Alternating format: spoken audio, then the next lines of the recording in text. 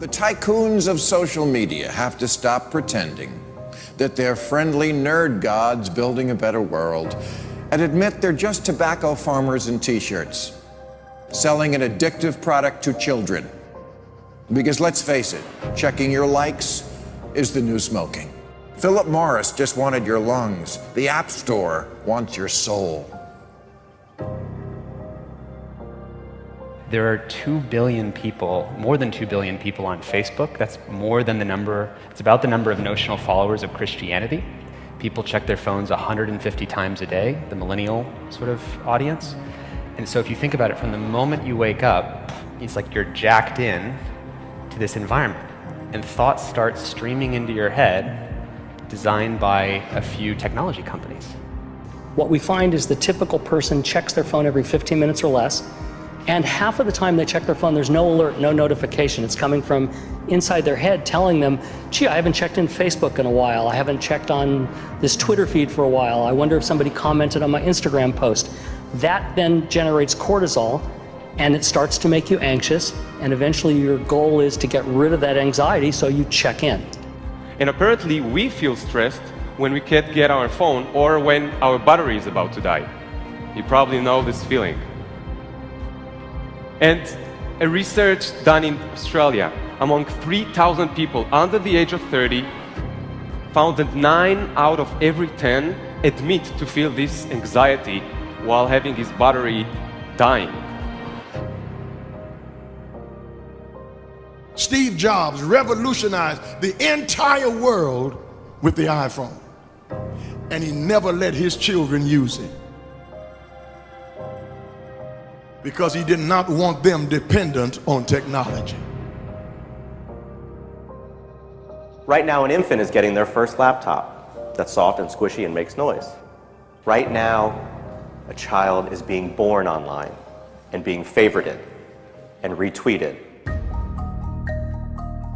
The hypergenerational segregation of our time is bizarre, unhealthy, and historically unprecedented.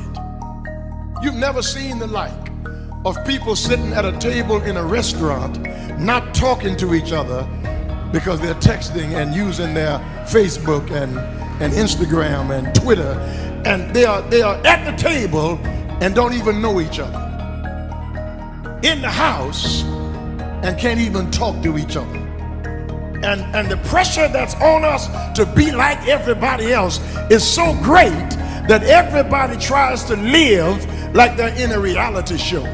As a culture, we don't have enough in common anymore. And that's because the internet, which was supposed to unite the world, has become too adept at serving us personalized content. Do you know what I saw on Yahoo's front page this morning? No, you don't, because mine isn't the same as yours. People get news feeds now that just spit back customized stories based on what we've clicked on in the past. We are great consumers, but poor producers. We will buy what we can't afford with money that we don't have to impress people we don't even know, trying to be like everybody else. Get off of Facebook and put your face in a book. Right now, a teenager is photoshopping their selfie because as a society, we're telling them they're not good enough. Right now, influencers encourage narcissism without knowing the breadth and depth of their impact on their audiences.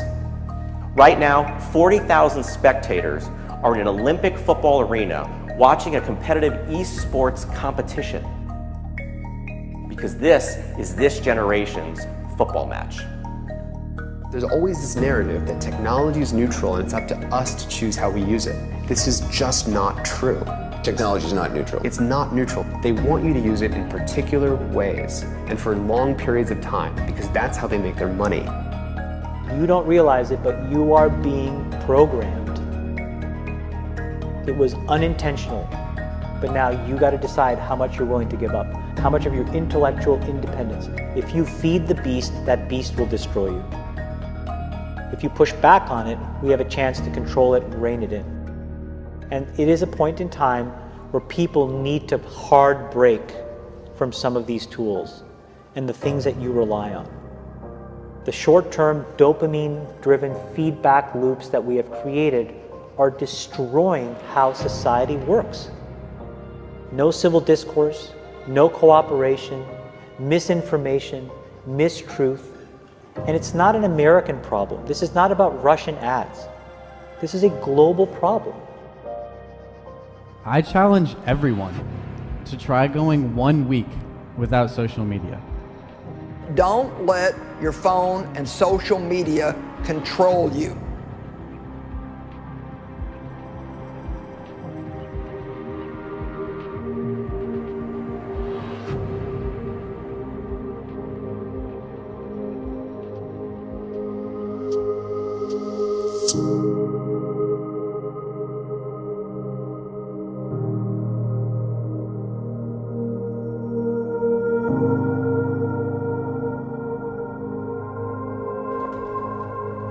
横断歩道を渡ろうとしたその瞬間、白のワンボックスカーが飛び込んできます。元モーニング娘。の吉沢ひとみ容疑者がひき逃げ事件